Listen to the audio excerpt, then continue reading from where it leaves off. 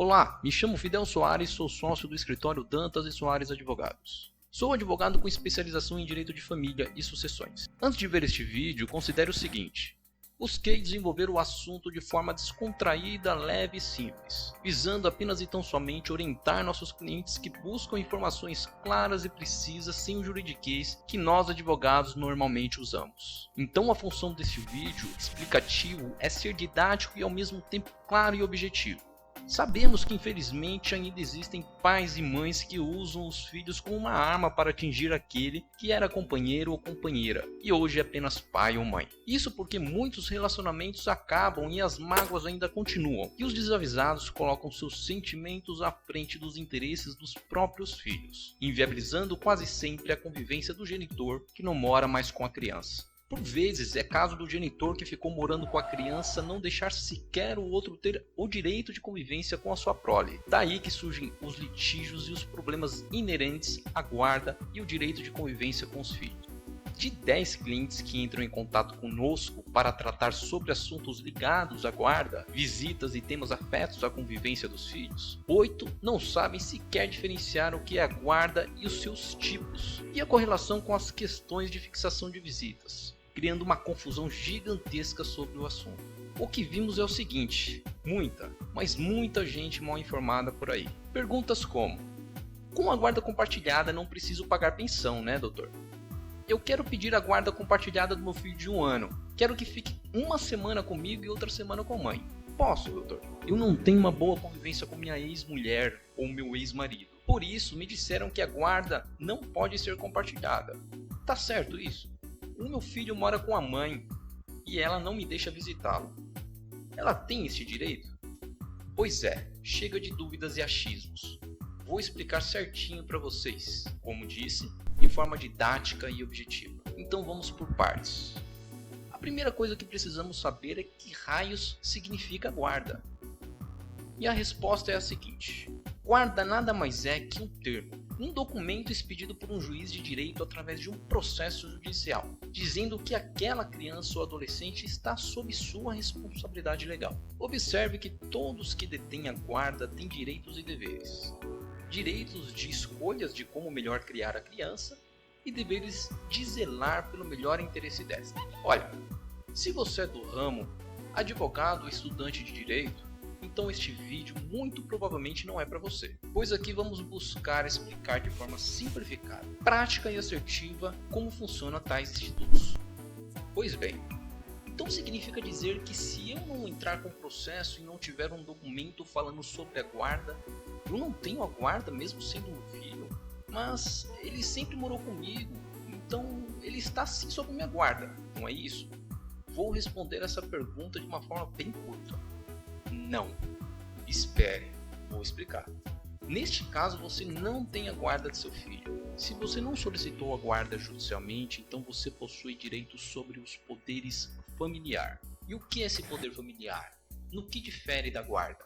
Para responder essa pergunta, especificamente eu preciso adentrar na lei. O artigo 226, parágrafo 5º da Constituição Federal de 1988 concede a ambos os genitores o exercício do poder familiar com relação aos filhos comuns. No entanto, quando há divergências entre os pais quanto ao exercício desse poder familiar ou do direito de convivência com o filho, pode vir a ocorrer uma disputa quanto à guarda e direitos de visitas, que servirá para determinar qual dos genitores será responsável por reger a vida do filho, ou simplesmente fixar judicialmente o direito de convivência com a criança. Dessa forma, obrigando aquele que insiste em impedir o acesso ao filho a não mais agir dessa forma. Então, de uma vez por todas, se não solicitou a guarda judicialmente, você não a tem. Aliás, simplificando ainda mais, ambos os pais então teriam o mesmo direito quando a guarda não está fixada na justiça. Ficou claro este ponto? Então, quais tipos de guarda existem? Apenas duas, a compartilhada e a unilateral. Começamos então a explicação pela unilateral. Essa modalidade de guarda garante a um ou outro genitor, ou seja, o pai ou a mãe, o direito de decidir amplamente sobre as questões do dia a dia da criança. Exemplos simples são: que escolinha vai estudar? Que cursinho vai fazer? Como melhor aplicar os recursos e administrar o patrimônio? Etc, etc.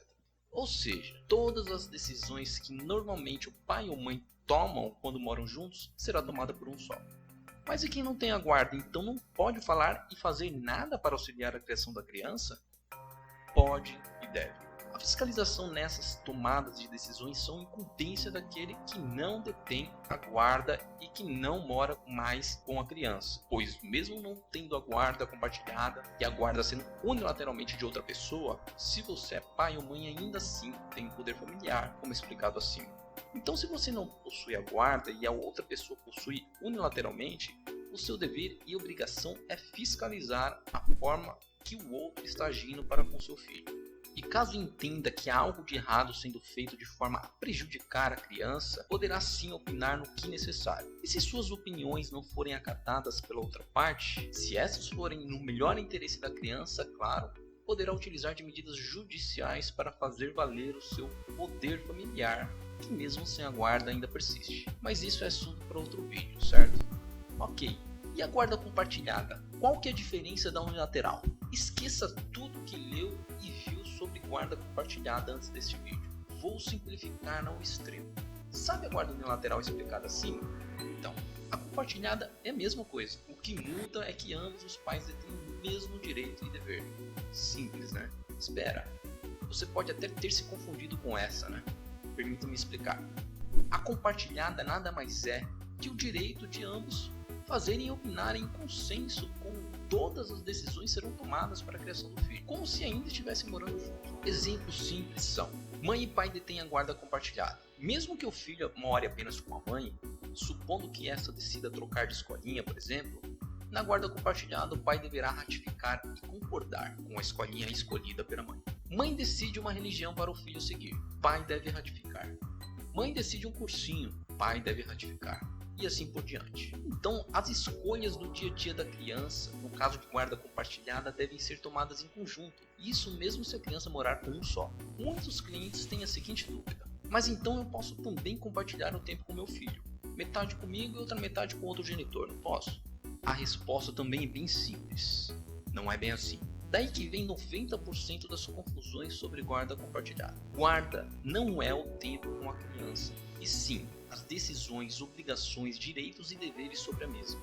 Você nunca mais irá confundir guarda com fixação de visitas ou convivência depois dessa explicação. Dividir a criança uma semana numa casa, outra semana noutra, é mais conhecido como guarda alternada, o que na verdade sequer existe no ordenamento jurídico. O que se pode fazer é, se houver uma boa convivência paterna e materna, ambos fizerem um processo amigável, pode-se requerer alternância de residência, mas somente se ficar comprovado que esse trânsito entre as casas, do pai ou da mãe, não irá interferir na rotina do menor. Exemplo é quando o pai mora muito longe da casa da mãe. Assim, se torna inviável a alternância de residência por um motivo óbvio. Então a guarda compartilhada nada tem a ver com o tempo que se passa com a criança, e não existe guarda alternada, certo? Positivo.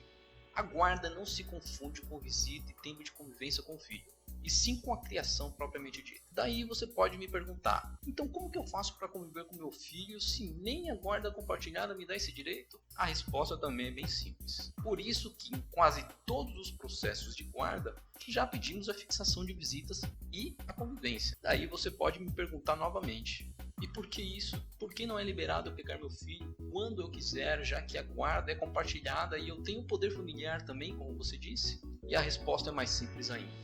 A vida prática é bem mais complicada do que o texto da lei, não é mesmo? Além disso, a criança e até o adolescente, e também o pai e a mãe que ficou morando com a criança, precisa e deve ter uma rotina. E justamente por este motivo que fixamos os dias em que a criança poderá ficar com o pai e a mãe.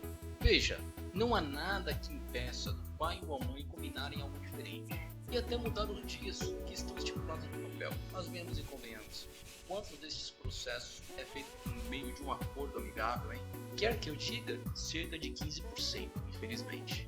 Pois é, agora imaginemos se 85% dos processos não estipularmos dia e horário de visitas. Neste caso, a mãe e o pai teria que ficar de prontidão todos os dias a mercê do outro e buscar a criança. Isso não seria nada razoável, não é mesmo? Por isso dizemos que a vida prática precisa ser levada em consideração. E nós, operadores do direito, advogados, juízes e promotores, precisamos pensar nisso. Levemos em conta também que a maioria dos processos de guarda advém depois ou durante de um processo de divórcio. Caso queira entender como funciona o divórcio, clique aqui que também preparamos um vídeo explicando passo a passo. Então, nesses casos, o correto seria fixar um horário e dia de convivência até essa situação passar. Quem sabe com o tempo as coisas não se ajustam entre os adultos e a questão das visitas seja condicionada de uma forma diferenciada, sem intervenção da justiça. Este seria o melhor dos mundos, não é mesmo? Fato é que guarda compartilhada não significa dividir o tempo que passa com a criança, e sim as tomadas de decisões sobre a mesma. Bom, isso já ficou bem explicado, certo? Já as visitas são dias para organizar a rotina do pai, da mãe e da própria criança em relação à convivência com aquele que não reside junto com a mesma, a fim de ficar estipulados horários e dias para a convivência de cada genitor. Lembrando que se entrarmos com um processo de pedido de guarda, significa que o pai e a mãe já não vivem mais juntos, ou seja, não compartilham a mesma rotina e não possuem uma boa convivência, normalmente. Lembre-se disso na hora de questionar sobre a fixação de visitas, estipulando dias e horários. Inclusive, muitos pais separados a esta altura já estão em outros relacionamentos, o que fortifica ainda mais a necessidade de estabelecer rotinas de quando um ou outro irá buscar o fim em comum. Então vamos sintetizar. Neste vídeo entendemos como funciona a guarda unilateral, a guarda compartilhada, a fixação de horários e dias de visitas e convivência e o poder familiar. Lembrando que não existe a guarda alternada, que muitos alegam por aí, e sim, a depender do acordo, uma alternância de residência. Isso se não prejudicar a rotina da criança, como já explicado. Bom, basicamente é isso. Claro que podem ainda ficar dúvidas, pois cada caso é um caso, mas certamente já lançamos uma luz de informação no seu caminho. Para mais esclarecimentos, por favor, entre em contato conosco e atenderemos e sanaremos todas as possíveis dúvidas que ainda existem. Lembrando que nosso escritório conta com um sistema de atendimento à distância, caso assim deseje, possibilitando que o processo seja feito todo por meio digital, evitando assim que o cliente tenha que se locomover ao escritório para resolver pendências documentais ou equivalentes. Nossos contatos estão todos na descrição deste vídeo. Obrigado e até a próxima.